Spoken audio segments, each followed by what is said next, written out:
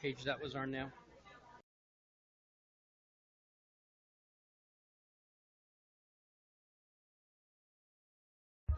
Okay, good afternoon, everyone. If you want to grab your seats.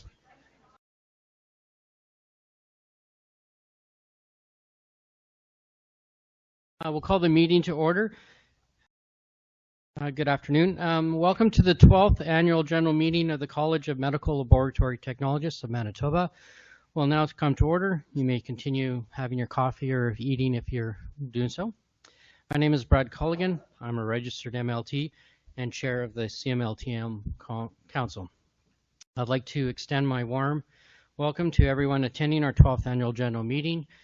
Please remember that our meetings of the CMLTM are smoke-free and scent-free. Our meetings are conducted in a harassment-free, respectful environment. With that in mind, please either turn off your cell phones or turn them on to silent or vibrate. Feel free to make any necessary phone calls outside the meeting room. This is also the very first year that CMLTM is experimenting with some new technology by providing a webcast for those members who are unable to attend in person. Members were required to complete prior registration to gain access to the webcast. And for those members attending via the webcast, please submit your questions through the chat panel and they'll be read out to the entire AGM. On our agenda, the credentials report. The first order of business in the presentation of the credentials report.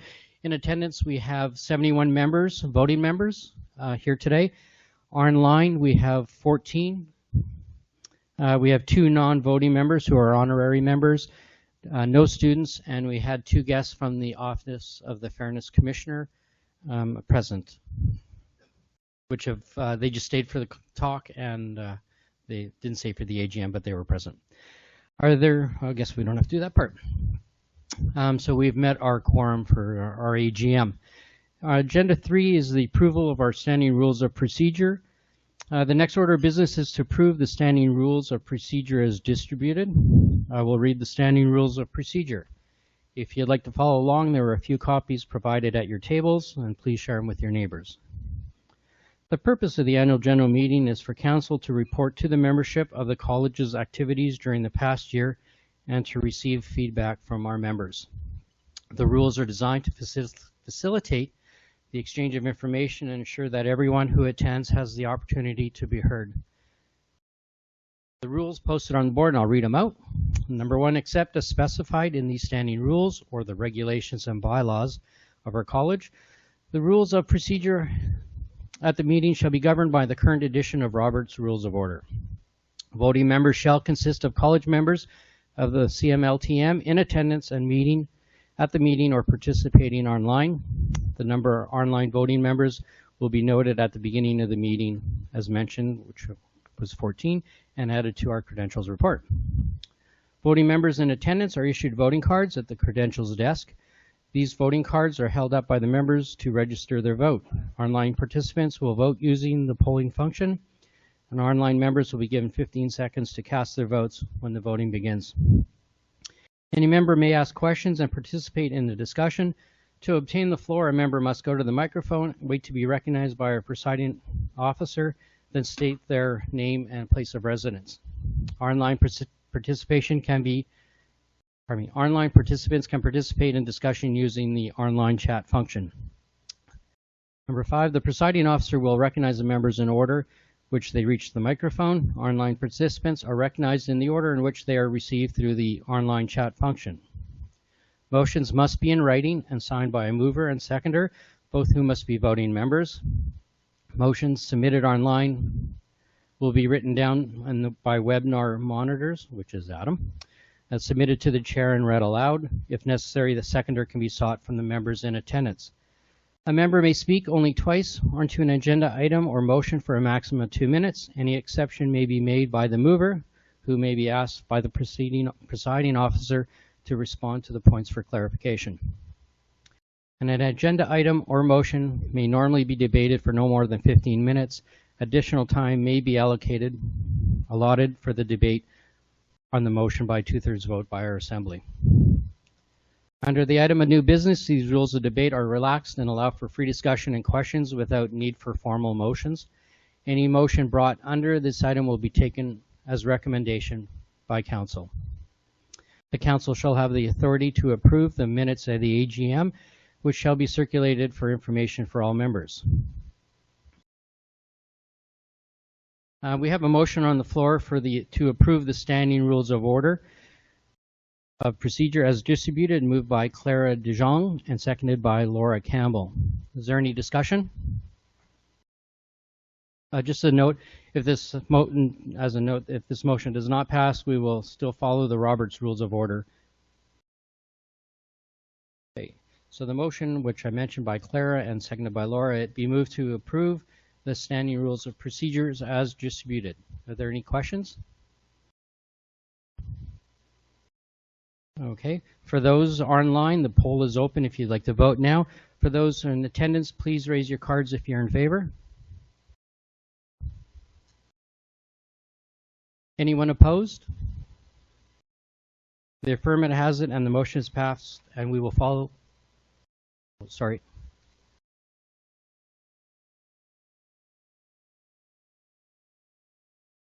Okay. The affirmative has it and the motion has been approved, and we will follow the standing rules of procedure as distributed. If you leave the room, please hand your card in to the person at the door. As per standing rules procedure, Trish Van Deneker will act as our timekeeper on rules 7 and 8, and she'll raise the orange card when 2 minutes is up and the red card when the 15 minutes is up for the motion debated to be reached.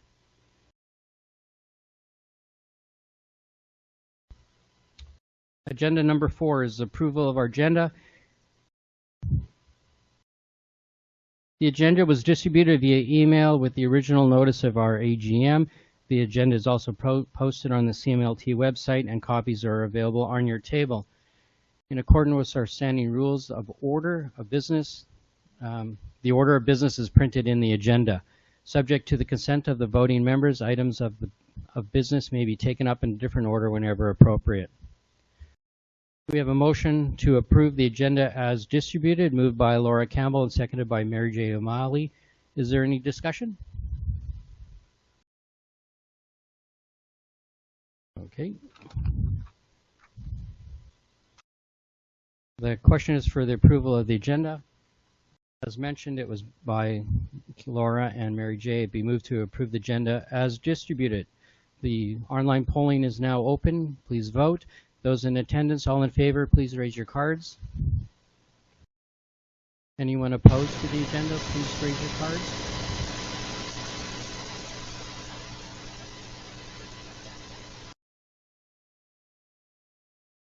The affirmative have it, and the motion has been adopted and the agenda approved as circulated.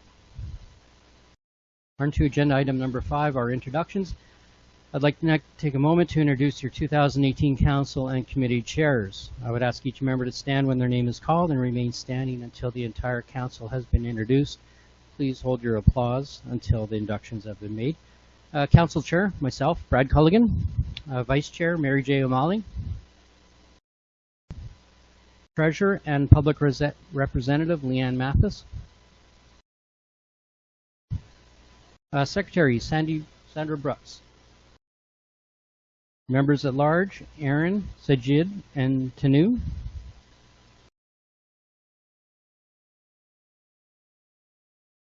Aaron, are you standing? You're online? Thank you. She's in Steinbach, and she's partaking on the webcast to see how things work out. Our public representatives are Robert Young and Robert Harvey. Unfortunately, Robert Young was here and he had to leave, and Robert Harvey was unable to attend. Our Chair, Board of Assessors, Tracy Ponnick-Ward. Oh, she's online as well. Chair of Continuing Competency, Linda Schroeder. She is on holidays, unable to attend today. Chair of Inquiry Committee, Bonnie Graham. And Chair of our Complaints Committee, Janie McVeigh. At the doorman. Thank you, everyone, for your hard work that you've done over the past year.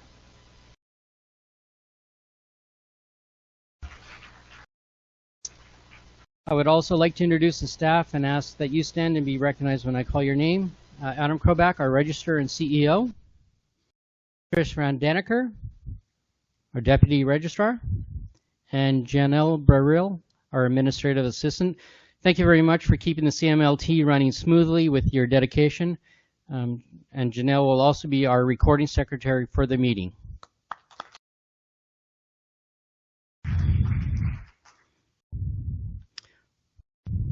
Okay, introduction of our parliamentarian. I'm pleased to announce that Vera Chernecki as our parliamentarian for tonight's meeting. The parliamentary authority used by the college is current edition of Robert's Rules for the Order, newly revised. For the appointment of our scrutineers, a public representative, Leanne, as well as a former committee member, Mel Linney, will be acting as our scrutineers for the meeting. Sorry. Moving on to agenda number 8, the chair's address by myself.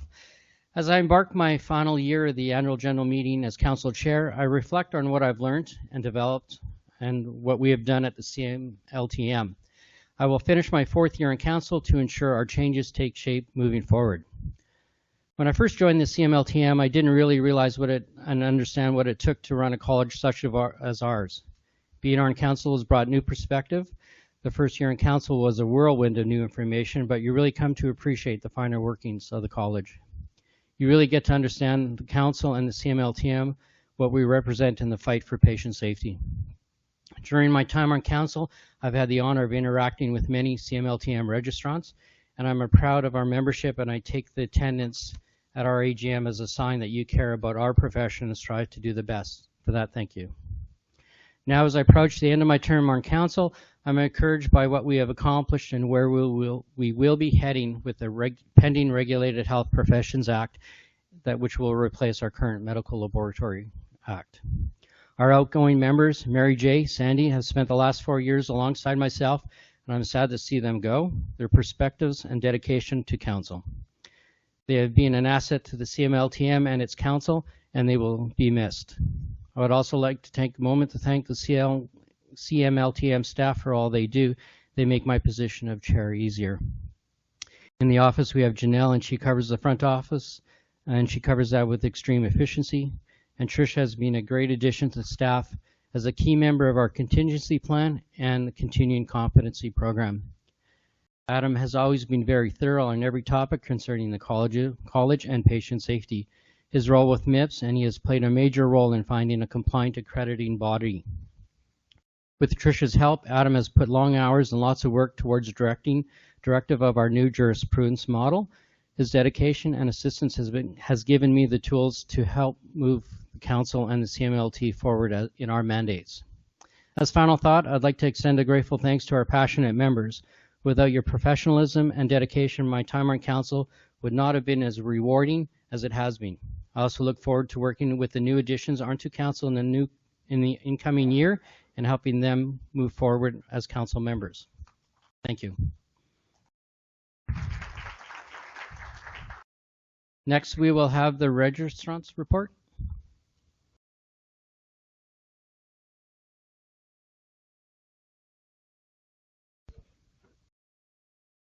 Good afternoon, everybody. It's really nice to see everybody come out to the AGM, and I'm really glad with the outcome on the webcast. It was a bit of a experiment to go that way. I think it's a good way to reach out to some of our members that live outside of the city to have access to the AGM. It's sometimes it feels like the college is about everything in the city of Winnipeg, and we don't have much connection to people outside, but we try as much as we can on our limited budget.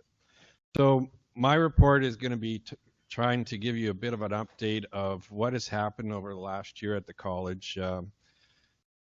Obviously, one of the biggest things that has changed in the last couple of years was the requirement for the records checks. That was the first step in getting in line with the Regulated Health Professions Act. That's one of the requirements under that act. Just a quick reminder, it doesn't feel like it, but it's almost 3 years since you first submitted your records checks. So in 2020, most of you will be required to submit new records checks. That leads to the newest requirement that was instituted this year was the jurisprudence module. The jurisprudence module was developed in collaboration with 6 other health regulators that fall under the Regulated Health Professions Act.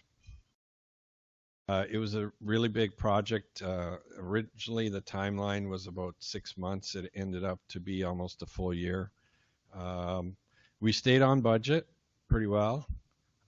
And actually, we are the first college that actually went live and are making it a requirement. Some of the other colleges plan to have been live about a year ago, and for whatever reason, they still haven't implemented. But as of the other day, I think Thursday, I was on the learning management system, and I believe there is approximately 100 members that have already completed the jurisprudence module. So anybody that has not completed the module, I encourage you to do it sooner than later, because the learning management system is separate from our database. So once you complete it on the LMS, your completion information doesn't get sent to our database for up to 24 hours. The push gets done at about 10 o'clock at night. So if you're waiting to do the jurisprudence module and you're trying to renew at the same day, that's not going to happen. Make sure you do the jurisprudence module sooner than later. So I've been mentioning to the AGM probably since I started as registrar that we will be working on the regulation review for the Regulated Health Professions Act. I probably said that every year, and this year it's actually true. The Minister of Health's office has contacted me in spring, requested that we start working on our regulation review. At that time, I informed them that I would hold off until this September. You may have noticed in the newsletter that we have been asking for volunteers to participate. I had a information session scheduled for earlier this past week, but we had no volunteers come forward.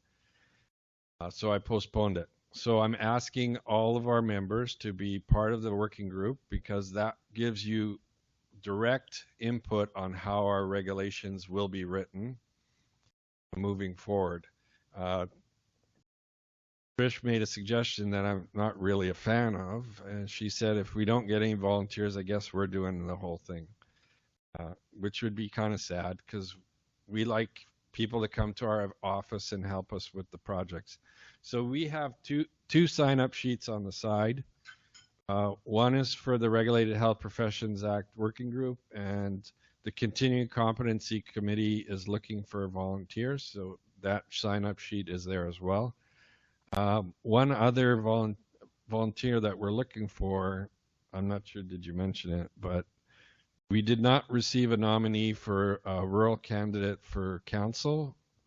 So council is looking for a volunteer that might be a good fit for council. The bylaws state that if we don't get a nomination through the regular election process, then council has the ability to appoint someone to that term. So council will be looking for any volunteers. They'll go through a process to see if it's a good fit or not, and then decide on who to appoint.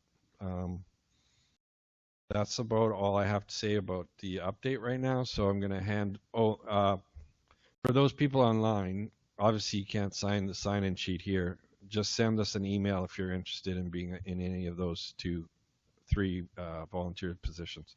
Thank you very much. Thank you, Adam, for your report. Are there any questions regarding the registrar's report?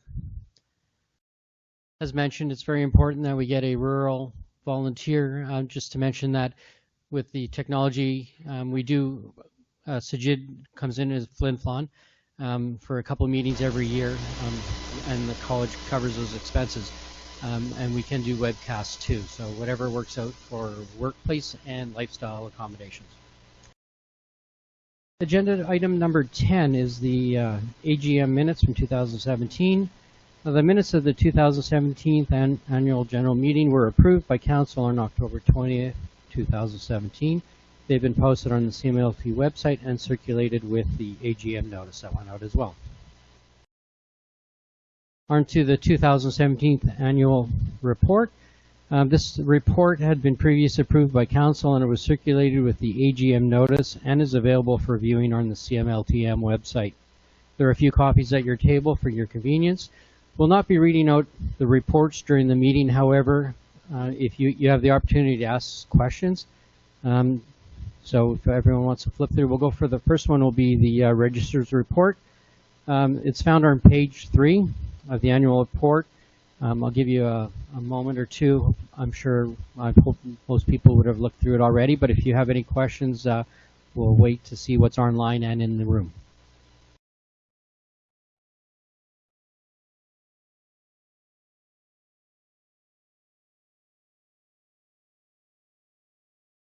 Okay.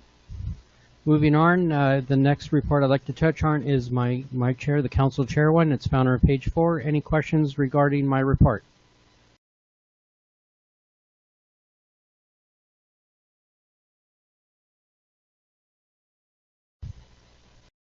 Okay. The next report was written by the public representatives, found on page 5. Are there any questions regarding their report?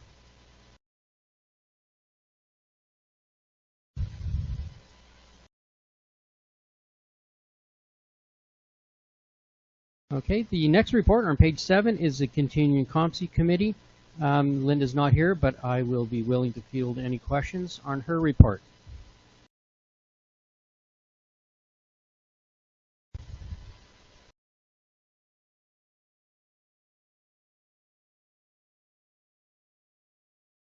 Okay, on page 8 is the annual report for our Complaints Committee report. Any questions on the floor regarding their report?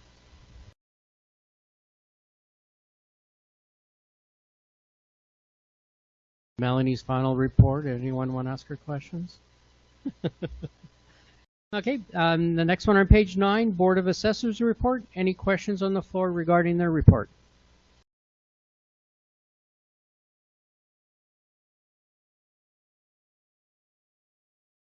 Also on page 9 of the annual report is the report from our Nominations Committee. Alexandra is not here this afternoon. She's on holidays, but I would field any questions on her report as well.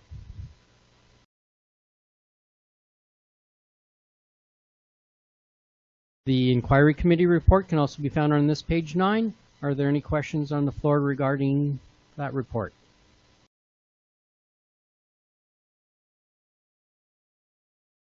All right, as there's no questions, I'd like to thank all the public representatives and our committee chairs for their reports. The auditor's report was prepared by MNP and has been approved by council. It was pre-circulated with the AGM documents as well. It can be found on page 10 of our annual report. Are there any questions regarding on the floor or online regarding this report?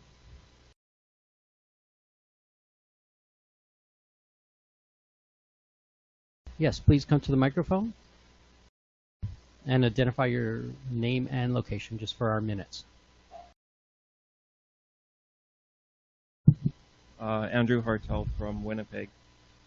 Just looking at the total for 2016 to 17 and expenses going up by 100,000, I was just wondering if there was council on that, and in particular professional development, professional fees, staff and contractors, where most of that increase seems to be from, if there was comments on that. Okay, certainly.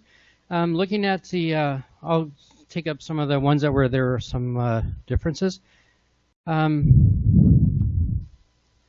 For the committee program and expenses, that has to do with our travel per diems and our number of meetings, our strat planning and AGM. When Barb was on committee, she coordinated most of her travel personally to the city. Sanjid doesn't have those commitments, so those costs have been increased slightly. Our database and website costs, that we've had upgrades and maintenance. That's why that's increased. Our membership fees went up by $4,300. In 2016, the LMS fee was not recognized in this line, and this year it is, so that's the difference of that amount. Our professional fees and development.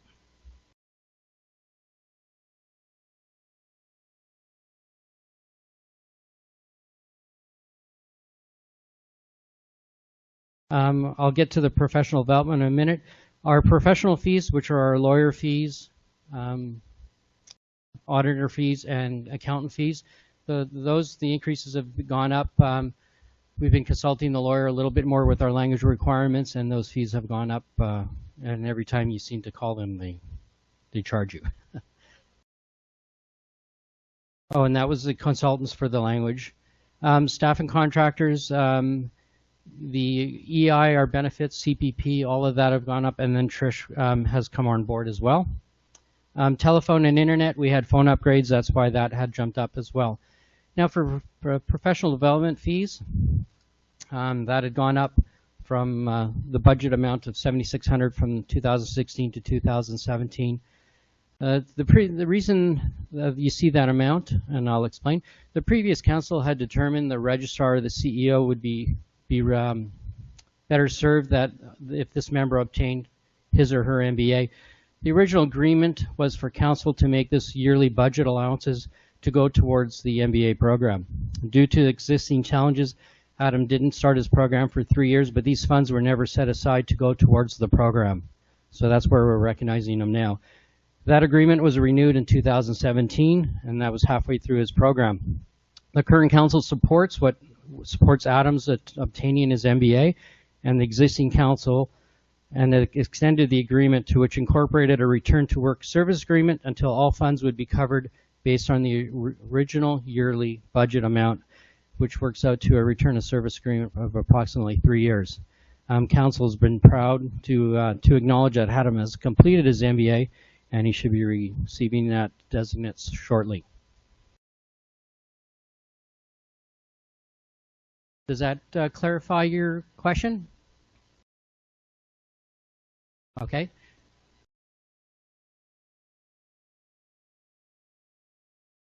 Are there any further questions on the auditor's report? Okay. If there's no further questions, we'll move on to appointment of our auditor. The next order of business is the appointment of our financial auditor. Council recommends the appointment of MNP for the services auditor services for 2018 financials. There was a motion to approve MNP LLP as the appointed auditor for 2018 financial report. It was moved by Mary J. O'Malley and seconded by Laura Campbell. The question on the floor is for the approval of MNP as the auditors for 2018 financial report. For those online, the poll is open. You can please vote now. For those in attendance, please raise your cards to accept MNP as our auditor. Any opposed? The affirmative has it, and the motion has been adopted, and MNP LLP will be the 2018 CMLTM auditors.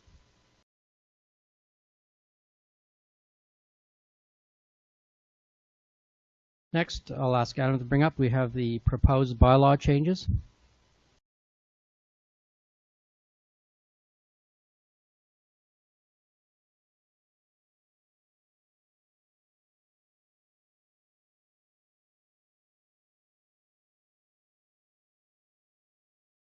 Okay, for this first bylaw change, it's Council's belief that it is not in the best interest for the CMLTM mandate of public protection to allow members on the inactive roster to use the title as MLT.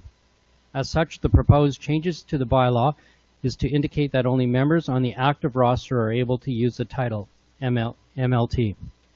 We have a motion to approve the proposed bylaw changes to Article 2, members, inactive members, by inserting the new 2.3 and renumbering the rest of the article as circulated and presented. That was moved by Sandra Brooks and seconded by Clara DeJong. Are there any discussion?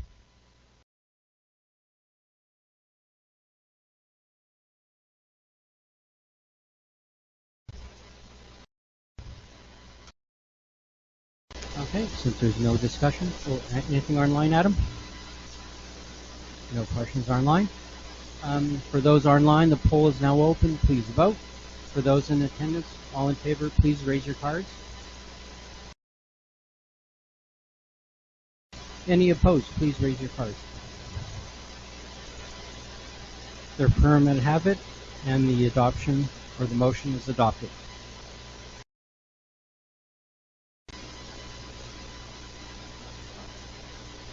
Okay, our second bylaw change.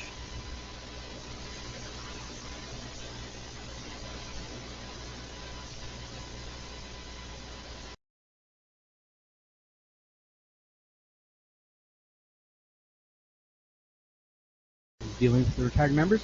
It's Council's belief that to avoid confusion and for the best interests of the CMLTM mandate of public protection, the retired portion of the inactive roster will be separated and a new retired roster created.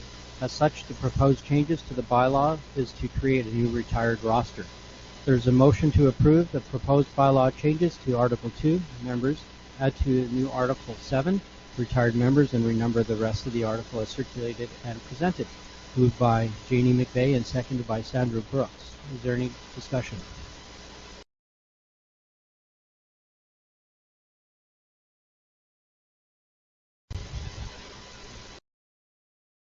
Okay, the question for approval is the bylaw changes as presented. For those online, the poll is now open. Please vote. For those in attendance, please raise your cards if you're in favor. Any opposed?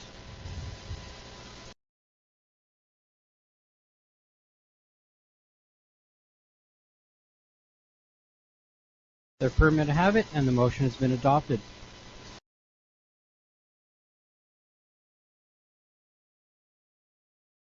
Okay, on to agenda item 15 is a nominations committee report. As mentioned, Alexandra is not here today, so you're stuck with me.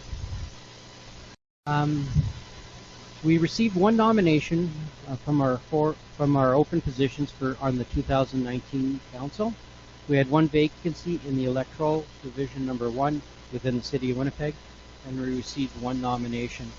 We have one vacancy for electoral division number 2 outside of the city of Winnipeg, and we received no nominations as mentioned earlier. We'd like to welcome Anna Alvaros as a new member of the CMLT Council. Can you please stand? Anyone? Welcome. Council is currently seeking a candidate for the rural position to be appointed at next council meeting. We'd like to encourage all members to consider running for council in the future years.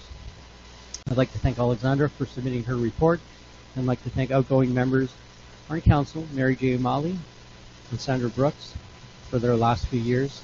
Sandy will remain on council until a new Division 2 member can be found. I'd also like to thank our public representatives, Bob Harvey, Robert Young, and Leanne Mathis, and Donna Pachaluk for their many years of service on council and committees. They have served the CMLT and public representatives since they were appointed by the CMLTM by Manitoba Health in 2008. CMLTM owes them a great debt, and thank you very much for their advice and guidance in the development of where the CMLTM is today. From the CMLTM staff, council, and members, thank you very much.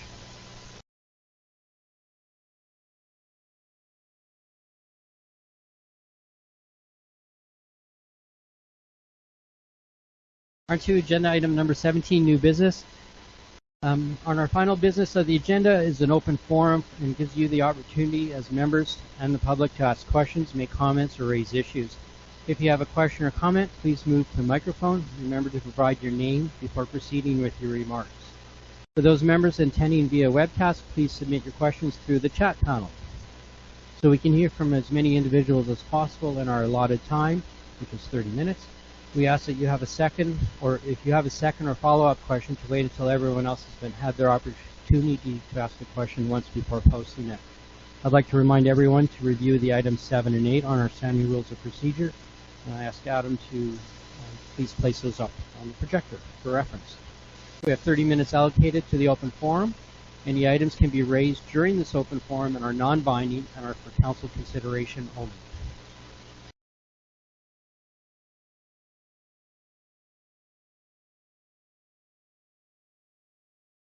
Everyone going to let me off that easy?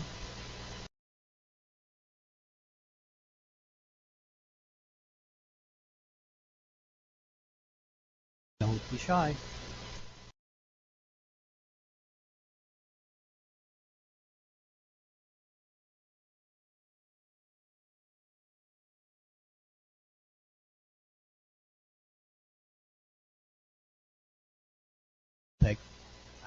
I'm just curious if you could speak a little bit, this is more for information purposes, why we went with a 2%, not 5%, or a 0% increase for the fees this year.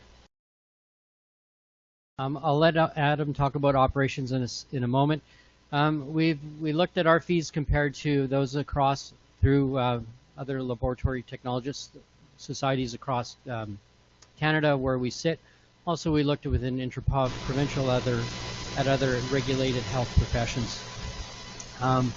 We looked at our budgeting too. For the last 3 years, we've been seeming to run through a cash flow deficit at the end of the year. So we deemed an increase was necessary. As for the 2%, I can't really recall how we came to that. I think we were looking more at a dollar value, and the percentage just worked out that way.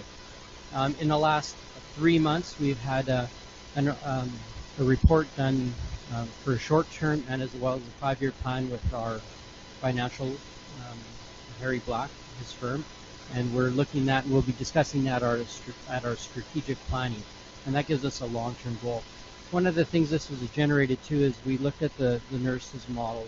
Yes, they're a bigger college, but they have a plan, and I encourage everyone to look on their website. They have a great video and a great explanation of what they're doing and why they're doing it. So they've just taken a look at a long-term plan. Over the years, we've seen everything from our costs to whether it be property taxes, phone systems, communication systems. They've all been going up, our utilities. And we haven't had an increase to drive and face our operational restraints. After meeting with our accountant, Adam has spent countless hours and they've made tremendous gains. So we're realizing some of the gains that will be coming through there. So we are being fiscally responsible, but in the same sense, we needed a slight increase to meet our current demands. Adam, is there anything else you want to add to that?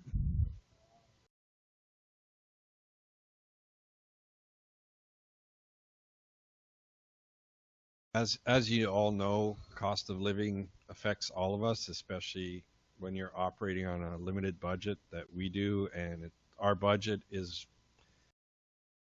relies on the fees that we collect every year. So property tax goes up, electricity goes up, everything that we use tends to go up. And I believe council wanted to be a little bit reserved about making a final decision about where our 5-year plan should be and how we are going to achieve it. But they also realized that over the last number of years, because of the way we've been dealing with fee increases, has put us in a bit of a position where we need to sit down and think about how do we get to where we want to go.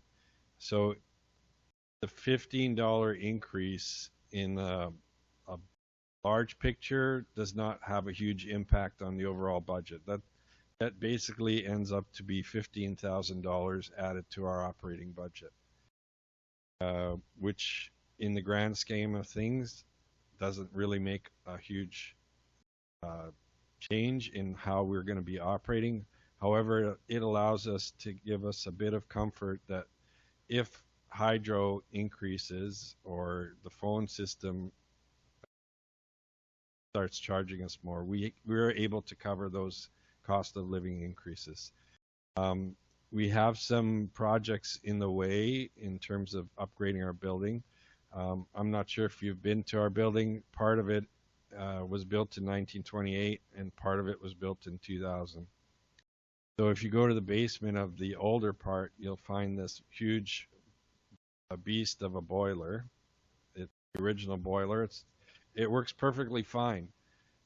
However, in January, it costs about $1,200 for that month to heat the building because of that boiler. It's basically a giant kettle with a tiger torch at the bottom. So in about 3 weeks, we will be replacing that with a new high efficiency boiler. Obviously, we applied for the hydro grant, so it's probably going to, I haven't done the calculation because I have to talk to the contractor. There's a fancy calculation hydro has, but I estimate that it's only going to cost us half of what it really costs because hydro will be covering it. So we always look for ways to save when we need to do things. Some other things that council needs to think about is our servers that we're using to run the database, the website, everything that you see on the internet, and basically everything we do within the office. As you know, we've gone fully electronic. We have no paper files in the office. Our servers are reaching their maximum life expectancy. So in the very near future, we're going to need to decide, do we replace the servers or do we move to cloud service? There's benefits to both and costs to both. There is a preconceived notion that cloud services cost less, but actually based on our data need, it's a little bit more. So that'll be one of our newer projects to see what is the best path to get us to where we need to be. Any other question? I saw some. Before we get to the online question too, one of the other parts of that is when I came onto council, there was already a decision to purchase the building that we were currently in, as opposed to leasing our previous situation. And I've always had the question and asked, was that the wisest decision? Because I came on and that was already decided. Through the report that we had through our accountant, if you look at our operating costs, our occupancy costs, they're actually less than what it would cost us to currently lease. They're equivalent to what we were paying when we were at on the Corden Avenue, and that place we've simply outgrew, and it was too small for our offices as well as for board space. Adam, we have a question online. Adam's just jotting it down for me. Are there any other questions? I know that was a little convoluted about the increase, but that is why were some of the aspects we looked at towards.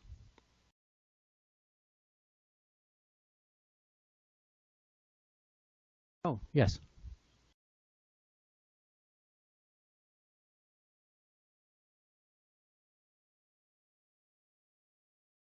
When we bought the building, you guys talked about renting space, and that would give us income. Has that been done at all? Or even when we bought the building, you had to know the boiler. I know the building. I was in there for. Did they not look at that? Because we knew, like when I go buy a house, I look at an old furnace. I know that I'm going to have to buy a new furnace eventually. It's not going to last forever. So were things like that looked at? Yes, they were. And we rented out any space to make extra income? Because that was one of the plans when they bought the building, was to rent out space. Okay. To answer the first question, yes, we had a report on the building, and it looked at the roof and the current air conditioning system and the boiler system, and that's why the facility was purchased or marketed at the price it was compared to others in the area. We knew that was on the radar. We put it off for a number of years and muddled through it, but our expenses are going up, as Adam mentioned, for the boiler. Okay, and some of those repairs were budgeted for 2018 because of with the jurisprudence model and things like that, that had got put aside and the money was moved there. To answer about renting out the building, we currently rent out space right now to the youth orchestra. Because they're not using it as office space, the amount you can charge for rent is limited. In the last month, Adam has been in talk with another, they're not regulated yet, are they?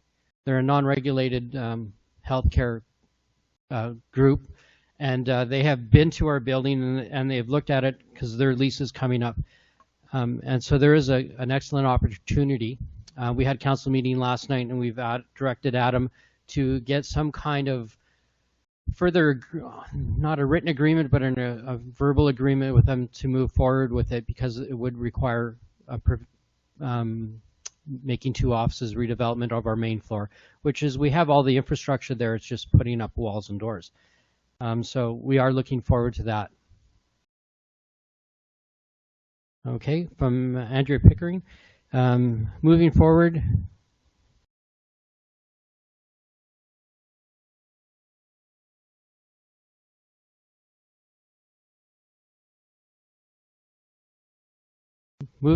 is it going to be a requirement for a new registrant after Adam's return of service, retirement, etc.? Is it ongoing to be requirement that the position hold an MBA? Is the council going to continue to fund this for any of the new registrants? I can't answer that as an outgoing member. That wouldn't be fair for me to say. We've seen Adam's involvement in the college. It's his personality too, and he likes the operation of the college and the bureaucracy of it. If Adam was to remove from his position, which he has a return of work agreement, we would make sure he would be involved in continuing on and finding a replacement for himself. Council at that time would take it under consideration if an MBA would be of value, and as well with Adam's involvement. So unfortunately, I can't clearly answer that question. That's put me on the spot. We would also, I would encourage council to look at other organizations across Canada, as well as within our province, to see if many of those CEO or registrants have an MBA in their title to help along. Andrea, does that answer your question? I know I'm a little vague, unfortunately, but that's all I can pretty well say at this point.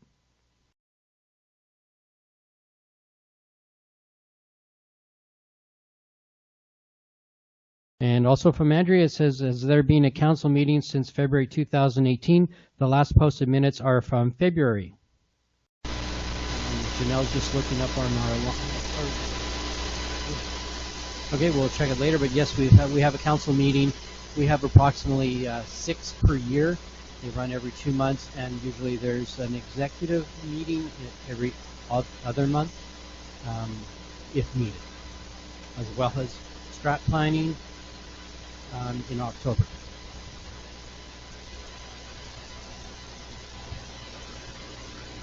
Now we're going to go back to the MBA. We're paying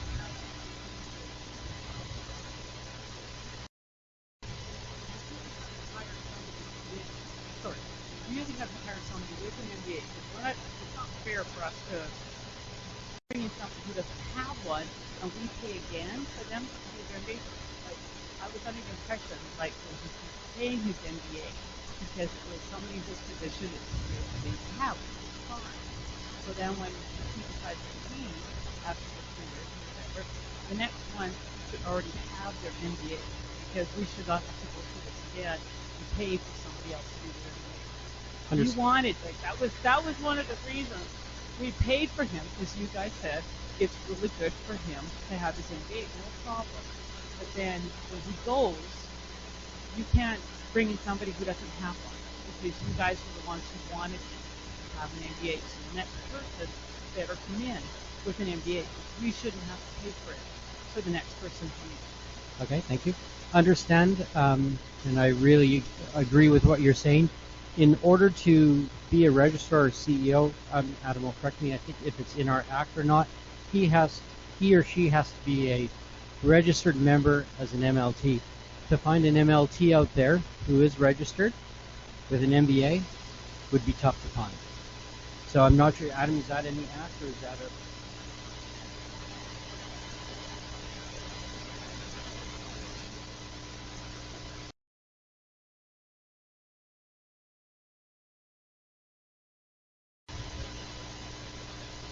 I understand. The council that previously, when we were going that direction, they felt it would be of value for Adam to obtain, or the registrar at that time to.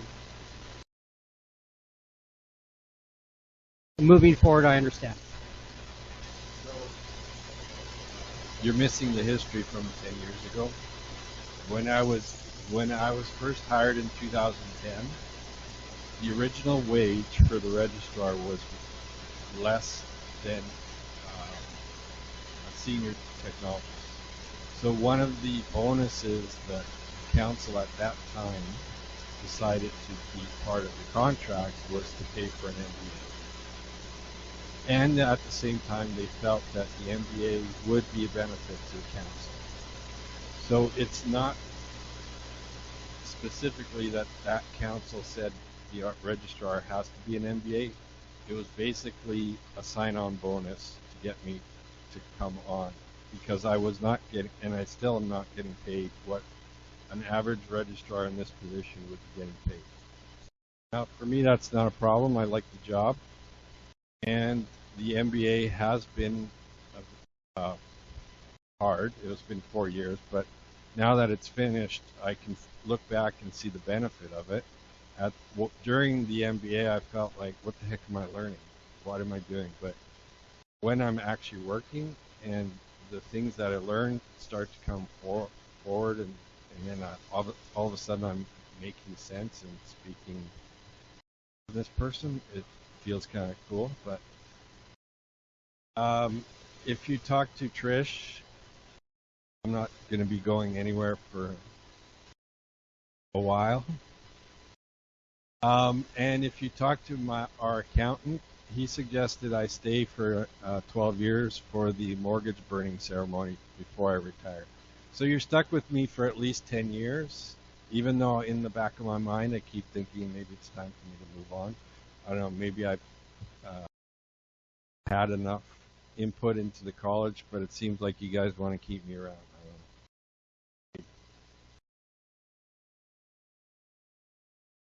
Another one from online, it says, it's just a follow-up from Andrea Pickering. The policy for funding an MBA definitely needs to be reviewed. I agree. We do not have a policy stating that this position does need an MBA, but council will certainly take that under consideration. Barb. This is just a clarification. The professional development funds that Adam is granting. Professional development funds for the registrar are ongoing, correct? Like there's budget money put forward every year for professional development? Yes. And a lot of that MBA was done through accessing professional development funds that were not used in prior years. Is that correct? Correct. Okay, I just wanted that clarification. Yeah, those funds were supposed to be put aside, and at that time, for whatever reason, they weren't put into that fund. So now when you look at our auditor's report and you say, I don't have the numbers in front of me, whatever they were, 17,000 for 2017, that seems astronomical. Had we been doing our due diligence previously when the agreement was funded, the money would have been put into the fund, and that wouldn't have been showing up to be that drastic as you see now. Adam chose to accelerate his MBA, and that's why his tuition was so high last year, because he completed the program. Another clarification, should something happen to Adam and we were looking to hire again, there would be professional development money there for the new person as well to spend wisely. Whatever they needed to do their job, correct? Correct. Thank you. We're through our budgeting and as expressed interest with Adam and council, whether the current budget stays the same or goes down, because the original agreement was to put X amount of dollars into a professional development fund. And every organization, if they don't have one, they're not succeeding. You need to have a professional development fund. Thank you, Barb.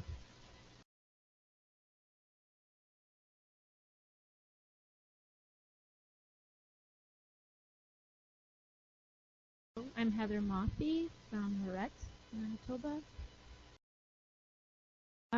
Question.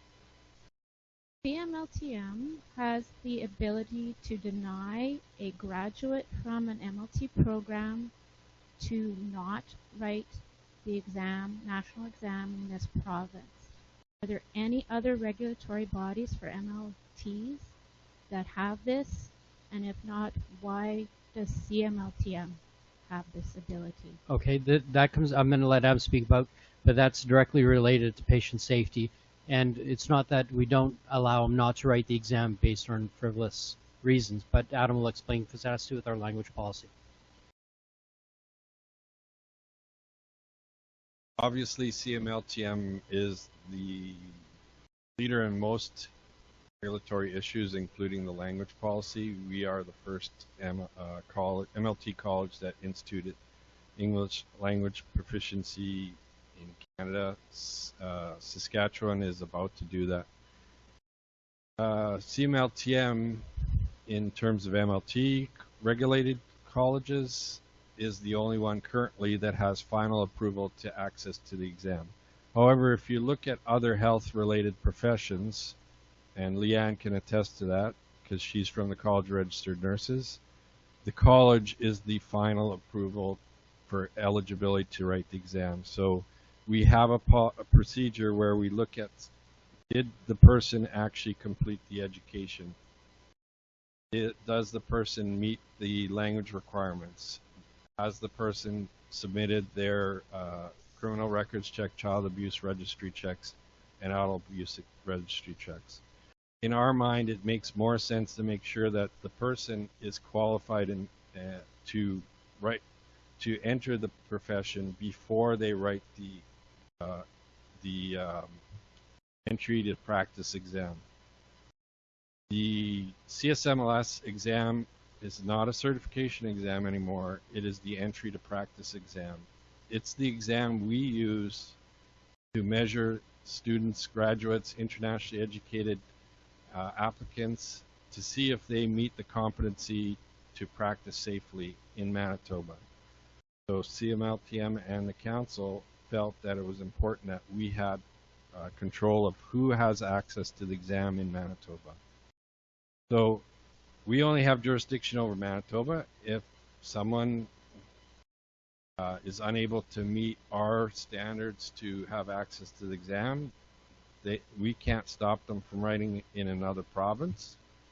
However, if they come back to Manitoba and wish to be registered with CMLTM, they will need to meet those standards anyways. So it's always, for me, it makes total sense to make sure you meet all the requirements before you spend, it's almost $1,000 to write the exam. So if you write the exam and you can't meet the language requirement, does it make sense that you wrote the exam? In my mind, that makes total sense, and council agreed, and our current exam agreement with CSMLS gives us that authority for final approval to the exam. To follow up on the council perspective as well on that, we've been trying to work with whether it be the CMLS or the Red River College to get a language requirement policy. They do have a policy, they do not follow it. They have updated their policy and they'll be implementing it in 2020, I believe. But we hate to see, we don't want to put the horse behind the cart. These members are going through their whole Red River program struggling that they don't meet the language requirements.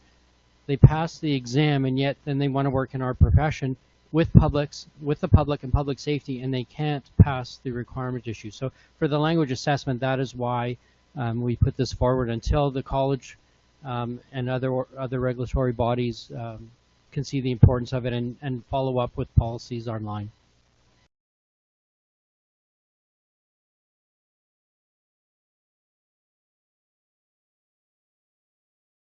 Danielle from Winnipeg. I'm just curious how this exam policy apply to the out of province schools, like the specialty genomics programs, things like that.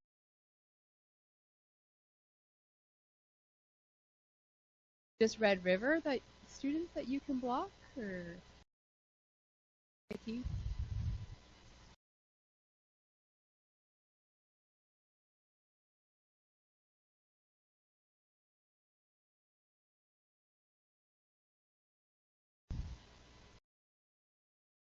Bernardino from Winnipeg. Just a clarification. So The language requirement, you're saying you can use it to block like international technologists?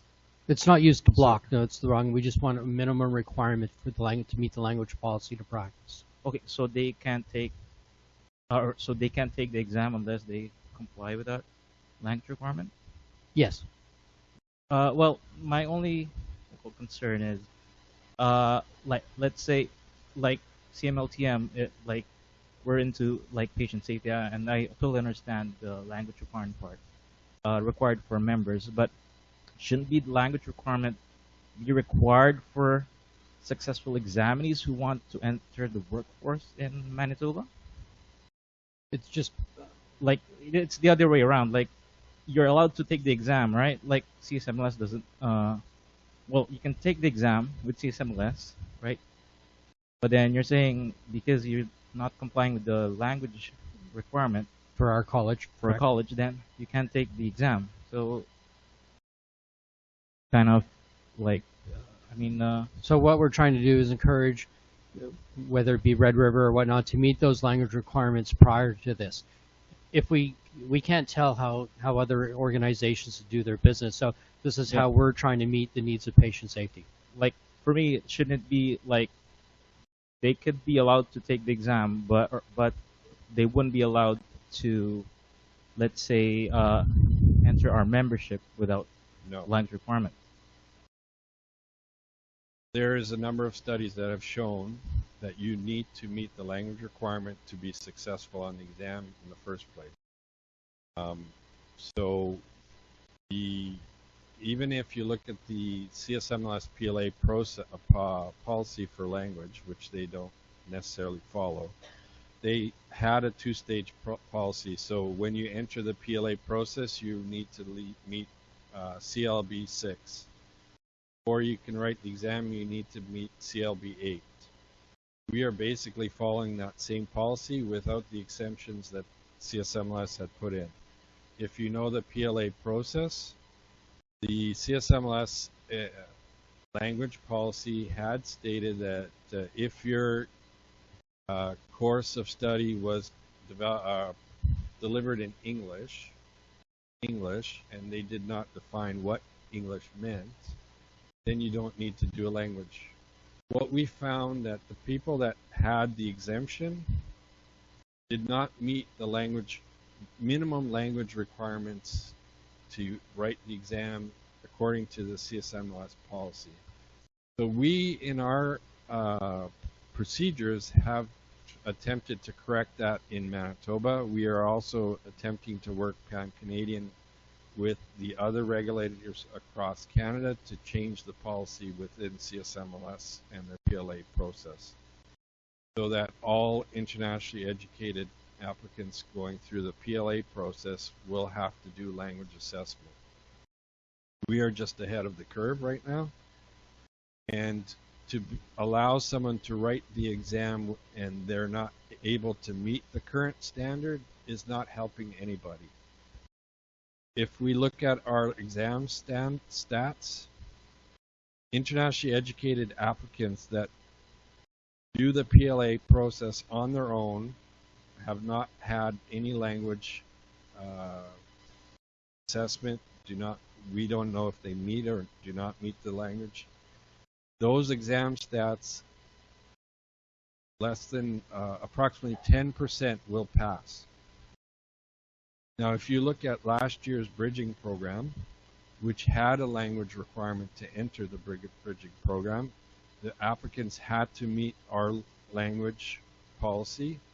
100% of them passed. 100% passed through the bridging program.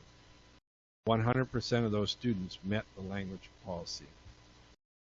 I know it's an indirect connection, but to me it speaks volumes that if you are able to meet the language requirements, you will be more successful in writing the exam. You will be more successful in obtaining and retaining a job in Manitoba. And the bigger picture for CMLTM is that you will be a safer practitioner in the lab, because you will be able to communicate not only with your coworkers, but other healthcare professionals that you'll be communicating with. So, like you're saying, let's say, like they haven't met their language requirement yet. They can't write the exam here in Manitoba, but let's say they want to take the exam, they can do it in, let's say, another province, let's Yeah, say they can write Saskatchewan. in Saskatchewan if they want, but if they come back to Manitoba, Yeah. they won't be able to register. So, do we have that? I mean, jurisdiction to tell who can and who cannot take the exam based on the language proficiency? So, should be our jurisdiction be uh, with the licensing part or with the with the membership part, like after the examination is done? Well, the act and regulations state that we're the ones that set the exam, and we're the ones that set who is eligible to write the exam. So the act and regulation gives us authority over the exam. Okay. It's it's not, CSMLS is providing the exam on behalf of us. They're our third-party provider. If we wanted to, CMLTM could be the one that's providing the exam in Manitoba.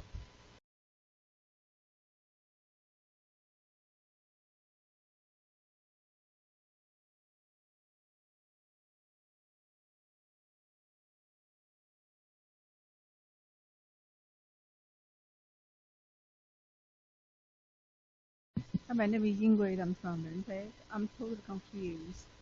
And MLT, when people get into the and if they don't pass the language,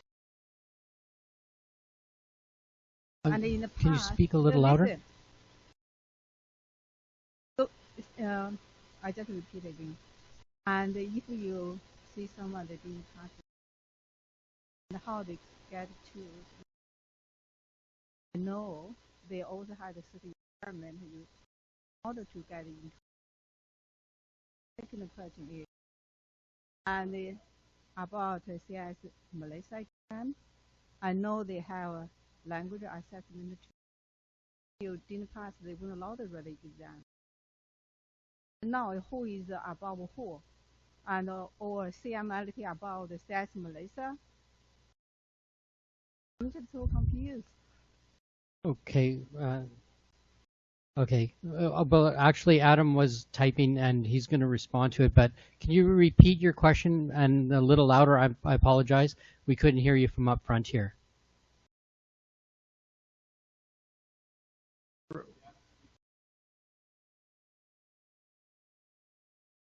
My question is, people graduate from Red Rural College, they have the past CS Malaysia language assessment. But if they don't have ability to speak English, how they get into the Red Rural College? Well, that was our issue for a long time. Was the entrance requirements for the Red River program were based on a prerequisite of communication course, which could have been any type of communication course, including a written. And we had been identified a number of issues with the Red River graduates not meeting language requirements, and most of those issues were raised by employers and MLTs. They noticed that some of the Red River grads were unable to communicate effectively on the job. Some of them weren't even able to successfully keep their jobs. We had been working with the advisory committee at Red River.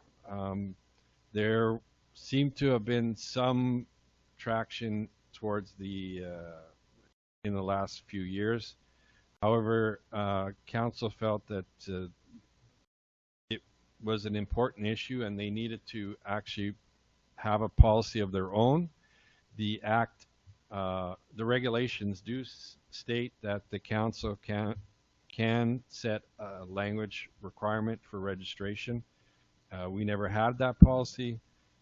Council developed that policy, and that policy was implemented for all registrants, including ones from national programs.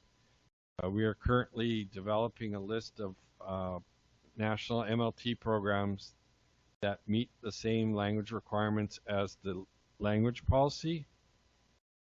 Currently, so when the policy was implemented, we worked with Red River to try and help the current class at that time and the class that is starting, that just started.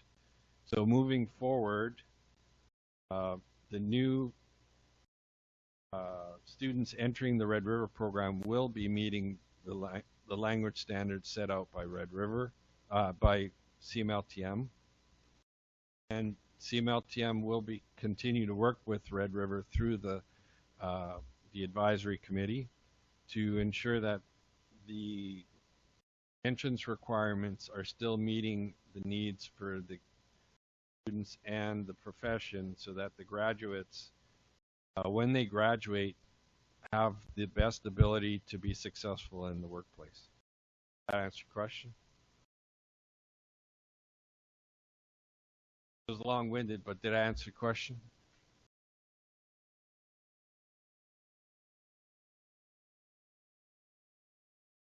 We've exceeded our 30 minutes. I'll take one more question. If there's further questions to follow, someone can make a motion that we can extend the open discussion by 15 minutes, whatever your motion is. Just make sure it's second. My name is Jocelyn. I was a recent graduate of the River College. When I first entered the program, I was required for the International English Language Test, or the IELTS. That was my third IELTS. And which is fine because English exams do expire after 2 years. So I was one of those international students who will repeat the program, who decided to repeat the program armed with an English test. And since the policy was just implemented last September, and we were about to write the exams last June, I asked CMLTM with regards to me repeating that same exam which is already expired. So my question is, if the students enrolling in Red River College for first year in the program have already the language test that they require, whether it's CAN test or IELTS, do they have to repeat it again because they will graduate in 2 years, knowing that that exam is already expired, to become a member of CMLTM? No. Yeah. Okay, is there a motion to extend our open discussion?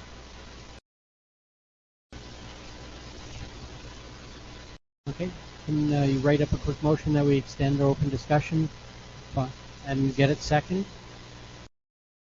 And it's a 2/3 vote.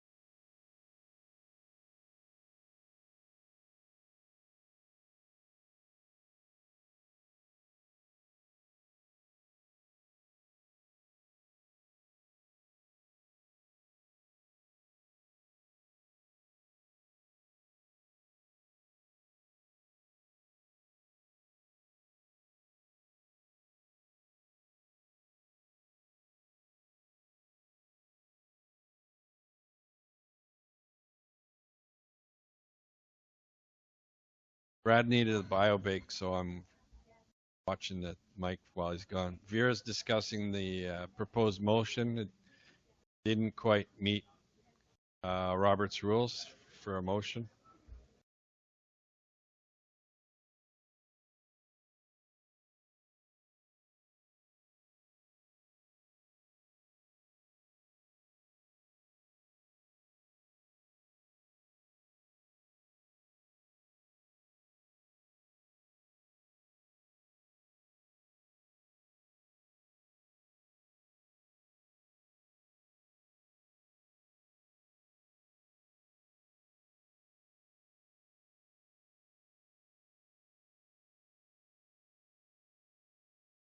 So I'm going to stand in for Brad since he had to go across the hall.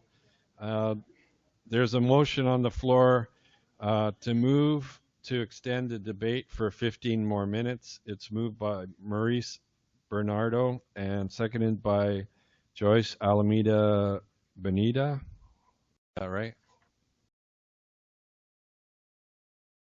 So the motion is not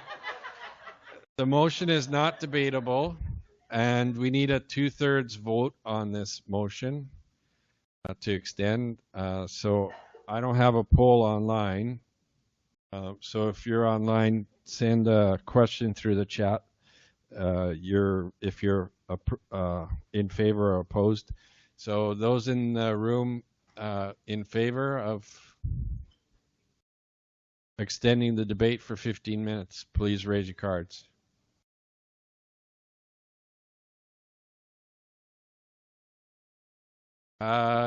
It looks like I might need the scrutineers to get this down. Can you hold your cards for the vote?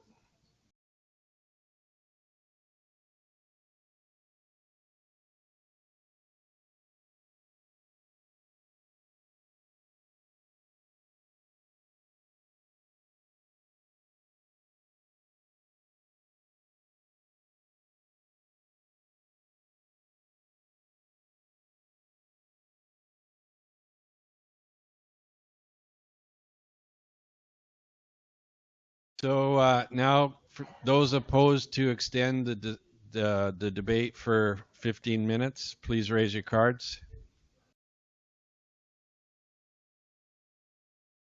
There is no abstention, so it's either yes or no. So if, yeah.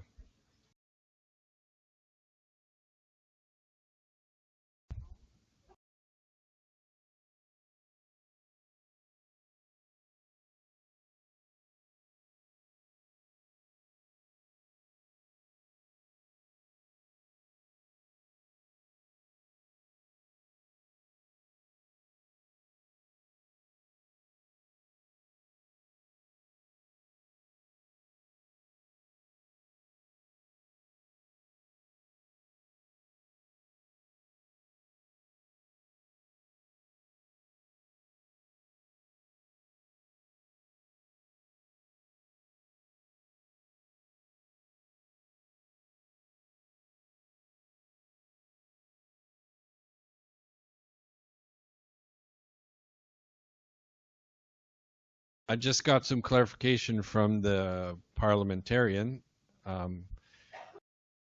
The extension is an extension for questions, and if the question is related to an item that we've already spoken to twice in previously, that item will not be able to be debated again.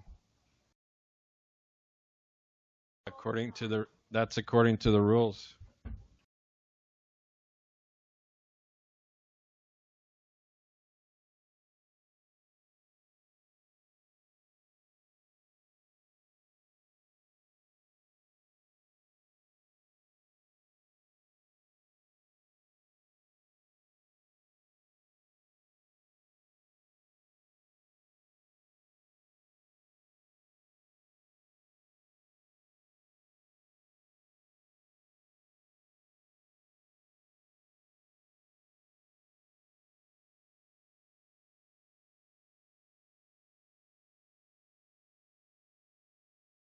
Hi, folks.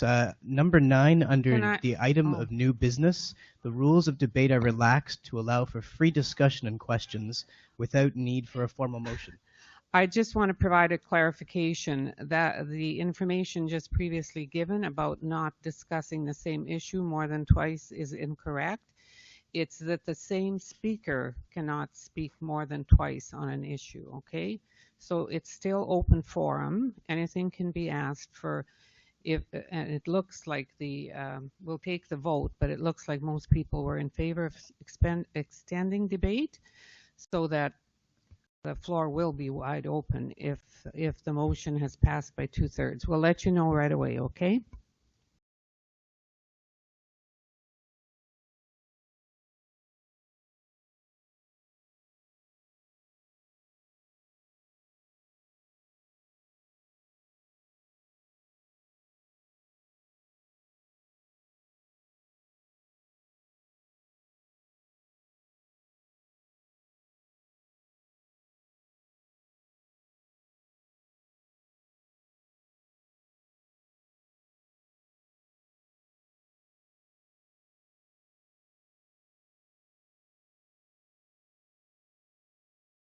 Okay, the motion has been passed and the debate will continue on for 15 further minutes. Trish, can you take note of the time?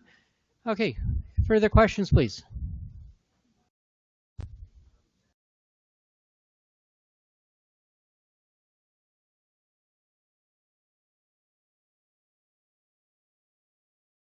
Bernardino from Winnipeg again. Just a point of clarification, like with the previous question.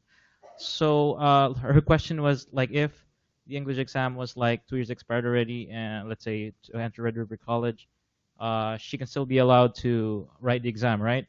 Like even though the like let's say the English exam is expired already.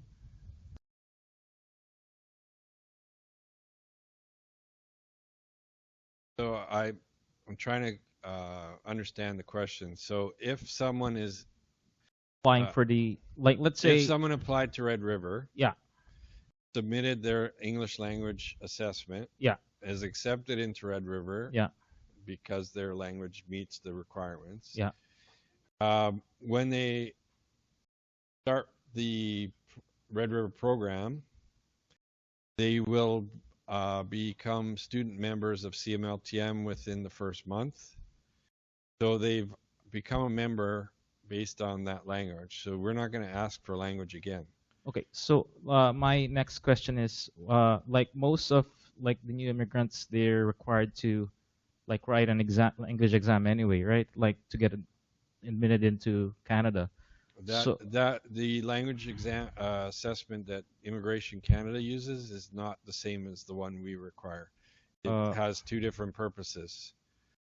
We can't, and it's not intended for regulation. So most of the language assessment you would have used for immigration would not be able to be used for any registration for regulation. Plus, most language assessments are only valid for 2 years. Yeah, that's the point, right? Look, so some of like the new immigrants, like they have like for the international English language test exam, they have the general module and the academic module. I believe we accept the academic module for CMLTM purposes, right? That's right. So, in some of these immigrants, they have also the academic assessment from IELTS, which they pass to enter into Canada. So, if they have that, for example, and they apply for the exam, will they be allowed to take the exam?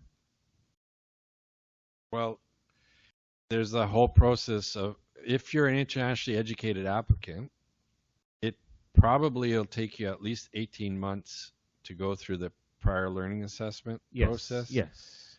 So when you first come into Canada, you're not going to be able to write the exam right away. So they will have to retake the exam. That's what you're saying, because it's possible. Their English language exam has expired already. It's possible, yeah. So in essence, you're saying if their English language exam is expired and they haven't entered into the membership with CMLTM, they have to rewrite the exam so that they can take the exam, CSMLS examinations. It all depends on each situation. You're creating a hypothetical. So currently under the policies that CSMLS follows for the prior learning assessment, they do not ask for language assessment for everybody. If your language was assessed for that process, CMLTM may look at those language assessments. We haven't had anybody come forward that way because CSMLS currently only requires 5% of the PLA candidates to have their language assessed. So most cases, those PLA candidates would have an expired language assessment. So they would have to do one before they could write the exam or register with CMLTM. However, if someone was going through the bridging program or Red River, they are required to give a current language assessment to get into that program. And once they're in that program, they have to become a student member with CMLTM. Then their language assessment that was used to get into those programs would be valid with CMLTM. They would not be required to take any additional language assessments. And if they meet all the other requirements, they would gain access to the exam. That answer your question now? If you have more questions, come see me or email me. My name is Clara Jiang, and I'm retired clinical instructor from HSC. And I came to Winnipeg from Chile. My training in Chile was very good, excellent, with a BSc in medical technology. But that didn't prepare me to be able to work in a place if I didn't know how to speak English or I didn't fully understand the language. I understand what the college and the even Red River College is trying to do, and this is not necessarily against the person who has the knowledge, has passed the education, but is not going to be successful. I can understand how the patient care could be in danger because of a person not understanding the language. They need to speak English, they need to read it, they need to communicate with others. I did follow the system, and I found out that it is there in place to help, really.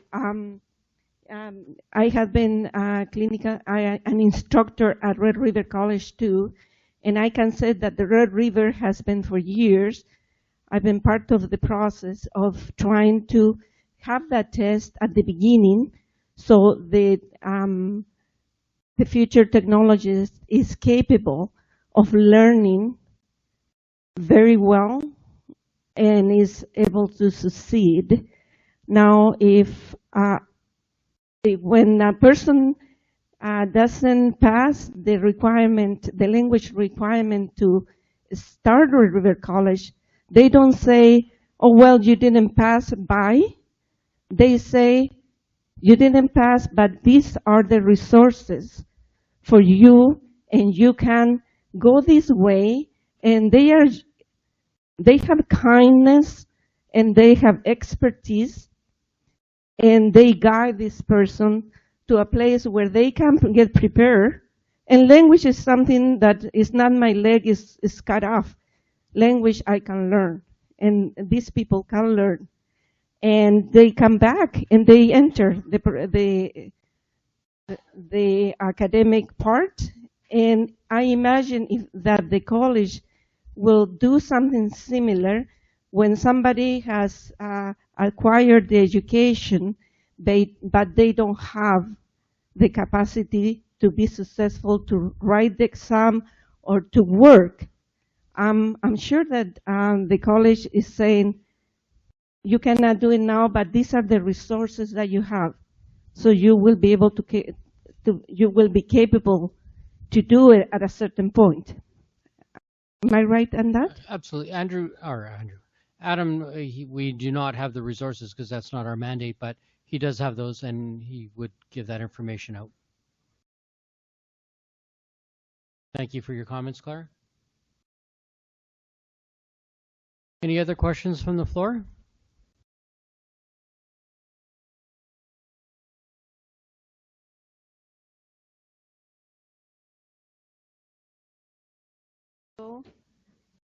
So I guess you must have a program already in order to become registered in Manitoba. So I guess you have the program or course already for people become CMLTM in Manitoba to take the exam, CMLTM exam. My question is, what's your policy? What's your benchmark or standard? And who is going to market? And what person has a higher credential can do mark the exam? For example, people must have a master's degree from education or master's degree from English literature. Okay, I'll let Tricia or Adam, because they worked on the policy about how and what we chose for recognition for the language assessment.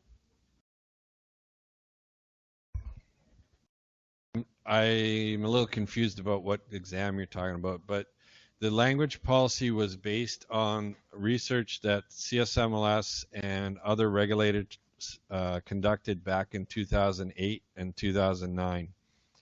We are hoping to revisit those standards and verify and validate that they are still current, but our current policy is based on the CSMLS policy that they use for the prior learning assessment, and they have 3 different assessments that we have. We use 3 different ones in our policy, and it was based on the research from CSMLS. So there's the MILA, which comes out of the Michener, there's the CAN test official, and the IELTS academic. And the levels that people are required to meet were based on that research, as I stated. We're not the ones that assess someone's language. You have to go to most of them are held at the educational institutions. I believe University of Winnipeg in Manitoba has CAN test and IELTS. Red River has the academic version of IELTS, which we're not able to accept. And there's a number of other institutions that are ones that provide those assessments. So they're the ones that evaluate someone's language. It's not us. We're not experts in language. Some might argue I can't even speak English properly. I don't know. Does that answer your question? I think I probably passed, but. All right, that concludes our discussion. If there's further information wanting about for the language requirement assessment, feel free to contact myself and Adam. We can meet with council or just as the chair and with the office with Adam, and we can clarify any further discussions as needed. This concludes our business of the annual general meeting. I'd like to thank you for your attendance today. Thank you to all the staff that assisted in organizing the AGM, to the CMLTM Council for the work they've done in the past year, our parliamentarian, and for the assistance in preparing for the AGM. As to our scrutineers who helped make this meeting a success, please leave your voting cards on the table. If there's no future business, the annual general meeting of the College of Medical Laboratory Technologists in Manitoba is now adjourned. Thank you.